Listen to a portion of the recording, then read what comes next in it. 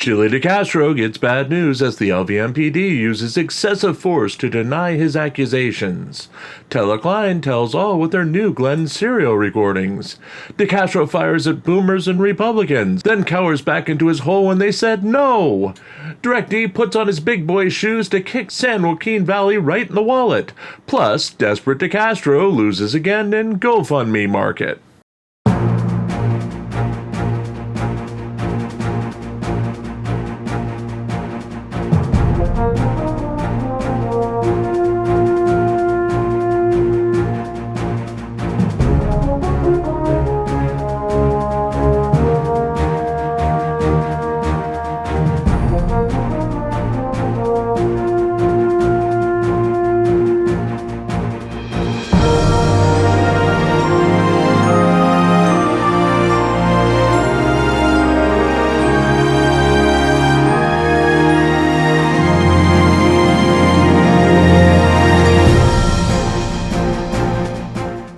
Welcome to the Auditing Insanity Newscast, brought to you by ReallyCoolNews. This is the newscast for August 30th and August 31st, 2024. I'm Jim Finch, and I'll be your host as we bring you news on Glen Cerio, DirectD, Tella Cline, and an extended look at Jose Chille DeCastro. We'll have general updates on programming schedules for the fall after these stories, so stick around tonight as we ask you to focus on GoFundMe, DeCastro desperate for funding. First, our good news. For us, anyway. Our ongoing expenses fund took the day for 2 more wins this week, with a pair of $10 donations from our mysterious benefactor who has yet to provide a list of demands. The bad news, of course, is the market stinks right now. We've harped on it before and we'll probably harp on it again. There's no life here. We've taken a peek at the numbers for the month, which we'll recap tomorrow, and nearly everything is down or at 0 levels for the month. Admittedly, we're alive because of our hate watcher who wants to punish us by writing this column each day. Without him, her, they, them, we'd probably have backed off on things entirely, as it's hard to find support for someone as dedicated to torturing us every day. There should be concern, though. The market doesn't live in isolation. We've shown time and time again that those that run crowdsourcing campaigns never bothered to properly promote them, and we've come to a big one as an example of that. Jose Chille DeCastro went live Friday night with a regular live stream that quickly focused on his new product lines, including his brand new Team DLZ rubber bracelets that he promised would be on sale on his website today. DeCastro justified his new focus on merchandise as YouTube was apparently demonetizing and age-restricting his channel after showing acts of violence by police in videos he reviews on the channel. He complained loudly that some of the violent events were tame compared to some of the UFC fights you can watch on the service. Angered, he said that the merchandise sales will now make up for the revenue he's losing from constant demonetization of his videos by the service. DeCastro seemed desperate for cash as he announced his rubber bracelet product, the first of many he said he'd be making available to his users in the future. He, for whatever reason, has stopped being a constant pitchman for his 5A cop card and trifold products, which makes one wonder how well he'll be pitching the new products. Also of note is his very limited actual viewer base. He has around 100 to 200 actual devout followers out of his 615,000 subscribers. That leaves a possibility of 100 to 200 sales per product, with no prospects of long-term sales, as his appeal to the general public is worse than ours. One would think that he would just ask for help. He had previously made a little over $50,000 from his followers to help with lawsuits that never came to fruition. It is not out of the realm of possibility that he could open up an ongoing expenses fund, should it come to it, for his fans to support his monthly expenses much like we do. It's a matter of swallowing pride and admitting you need help. And let's face it, with so many things going on in his world, Chille needs all the help he can get. On that note, if you'd like to help me out, as I'm a 2-time loser who can't support himself, or who is solely dedicated to bringing you the news each day, who, by supporting, brings you the added bonus of forcing me to keep writing this dreadful column each day, we do have a GoFundMe of our own. All proceeds go to keeping the lights on, eating, and writing new stories to feature here and on ReallyCoolSite.org.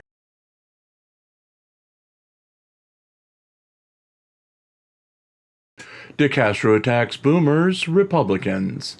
On an unusually candid Friday night live stream, Jose Chille DeCastro admitted hitting hard financial times after YouTube has cracked down on the violent content he chooses to display on his channel while lashing out at baby boomers and Republicans for enabling police. DeCastro was triggered by a comment in his side chat that blamed Democrats for the increased police protections that have allowed America, in his eyes, to become a police state. He corrected the commenter that while Democrats have a part, conservatives and boomers fully back police causes and are worse for freedom in comparison. He lashed out specifically at conservative boomers, who he felt were the enablers of police. The YouTuber brought his comments back to encounters with his family over the past few months, who criticized him harshly for disparaging police and calling them pigs. He brutally made his feelings clear. They were wrong, he was right, and the police are the problem, not him. Only to double back and fall on his sword as soon as his chat disparaged him for his comments. He immediately reversed course upon criticism of boomers and Republicans, apologizing directly to the boomers in his audience and begged for forgiveness, not exactly showing the strength to stand by his decisions needed by the potential governor of any state.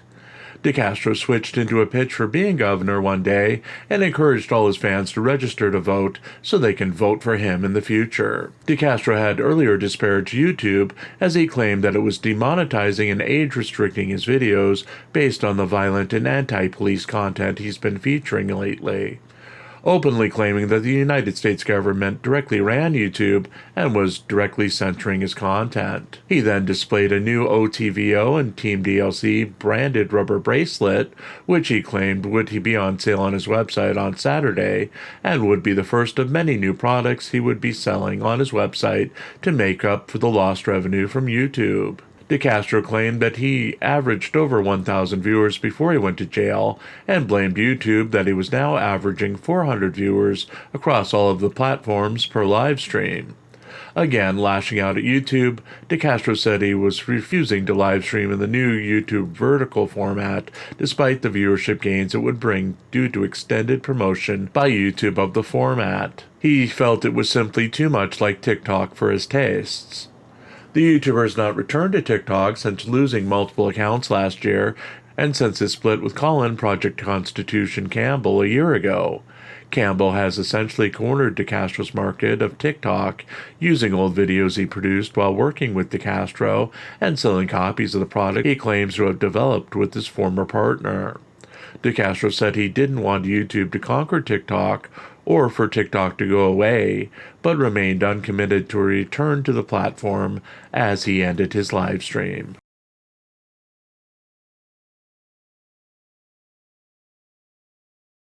DirectD attacks San Joaquin Valley transparency.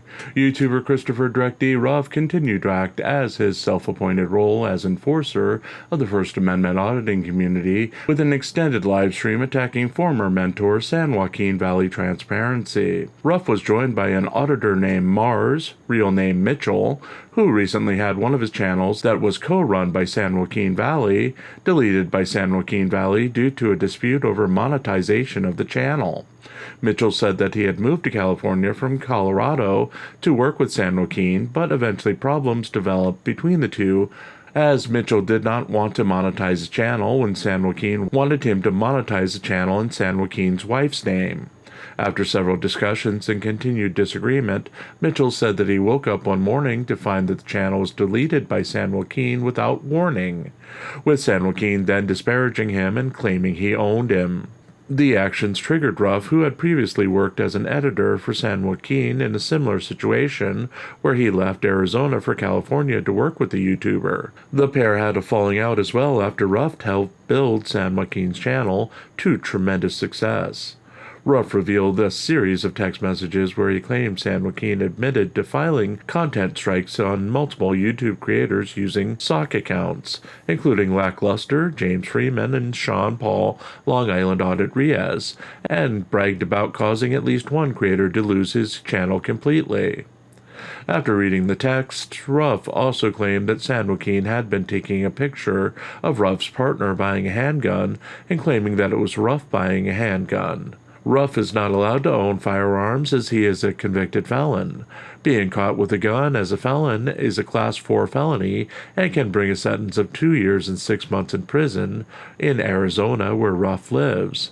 Ruff said that he was tired of the community not policing itself and would do his best to continue to call out members of the community who acted out of line, including Jose Chille DeCastro, in the future.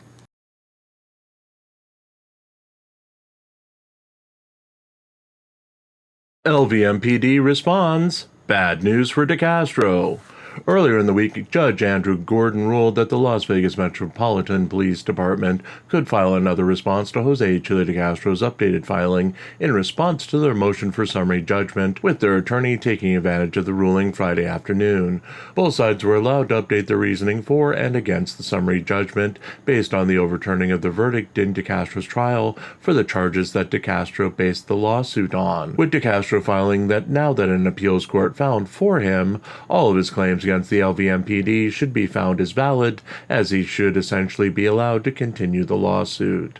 Craig R. Anderson, the lawyer for the LVMPD, essentially said not so fast with his second reply to DeCastro's reasoning. Anderson reminded Judge Gordon that DeCastro had now retained a competent lawyer and is no longer pro se. That means that the leeway DeCastro had been using as a pro se litigant should no longer apply to rulings by Gordon. Anderson stated that DeCastro's attorney, Michael Mee, should now be held to the same standards that they've had to work with from the beginning of the case, and the judge should not invent reasons to rule in favor of DeCastro as if he were a pro se litigant. That said, they pointed out that Judge Gordon's previous rulings are still valid. He threw out everything but wrongful instruction charges and the charges of excessive force. He gave DeCastro the ability to refile some of the charges, but DeCastro ignored the judge's ruling and simply refiled everything exactly the same way in his second amended complaint. With the two remaining charges, Anderson claimed DeCastro did nothing to prove his case. He provided no evidence of his claims that he suffered permanent damage or any damage to his testicles or his ulnar nerve, and he specifically made no real arguments to back his improper training charge. Going further, Anderson showed that despite the state court's decision, the LVMPD were not a party in that case. They were not allowed to state their defense in that trial, and DeCastro failed to show any laws that would force a federal court to accept a state court's decision based on the same conditions. Anderson also contended that Gordon found probable cause for the arrest. He applied the same guidelines that Officer Bork did at the time of the arrest and found that there was cause for arrest. DeCastro did not argue for Gordon to change his mind. Instead, he deferred to the ruling by the appeals court, which incorrectly applied the Wilson ruling in the final verdict. Judge Gordon's ruling on the motion for summary judgment is expected later this fall.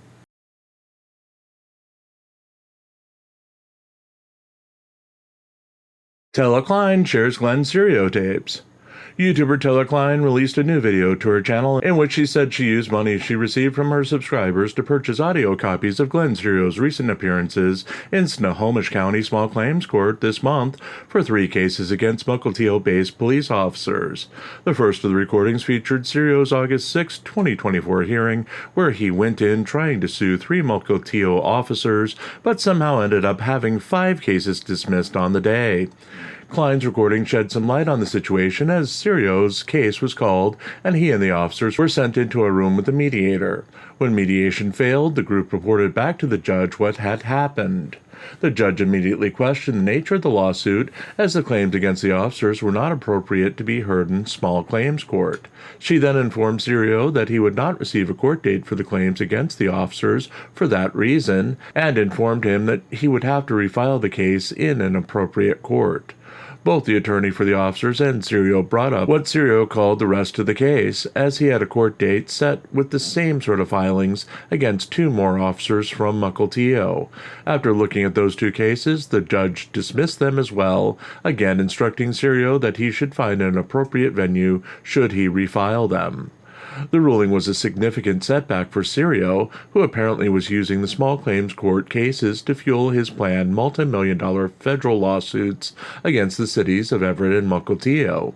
when he claimed he had served representatives of both cities with paperwork for the federal lawsuits. The actual paperwork the representatives received were copies of the small claims court documents. Cline and Cerio have been at odds for years, as Cline had been the only reporter to consistently report on Cerio's antics in the Seattle area. Her reporting has drawn his ire on several occasions in the past, with the lawsuit seen by many as his revenge on the reporter for countering claims he has made about his court cases in his dramatic YouTube videos. Cerio has one more batch of cases for his current small claims court lawsuits, with late September hearings set for both his suits against Cline herself and Everett police worker Erica Bennett.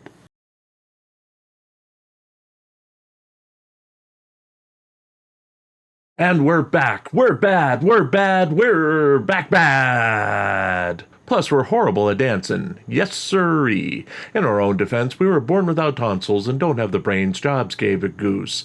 That's why we walk backwards most of the time and avoid looking you in the eye. That said, it's officially football season, and from this week until the end of the team season, we'll be taking the day they play off from live streams in the paper. While we're still going to produce news stories on that day, they'll be going live on the website without much fanfare. They'll also be covered the next day's paper promotions and in the newscast. Even though the season doesn't start for our team until next Sunday, we'll be taking off Monday, September 2nd, in celebration of Labor Day. Tuesday will see our makeup edition of both the newscast and the paper. Again, stories should be coming out on Monday. We may be bored, who knows. We won't be doing the normal sort of promotions we do. We're trying to find some balance and not burn ourselves out with the output, and this is what we've come to release some of the daily pressure of going 7 days a week. Plus, we gotta sleep sometime. It's sad, but it's true. On that note, please know you mean the world to me. Your help and your contributions have been one of the few bright spots of this year, along with Rosie, that I've had. And as I'm approaching another anniversary, I just want you to know what you mean to me and how important you are to me to keep up the work I've been doing. You rock, you know it, and thank you. On that note, I'm getting soft, so off to bed. Another live stream? Tonight? Damn it! Off I go. See you in a few minutes.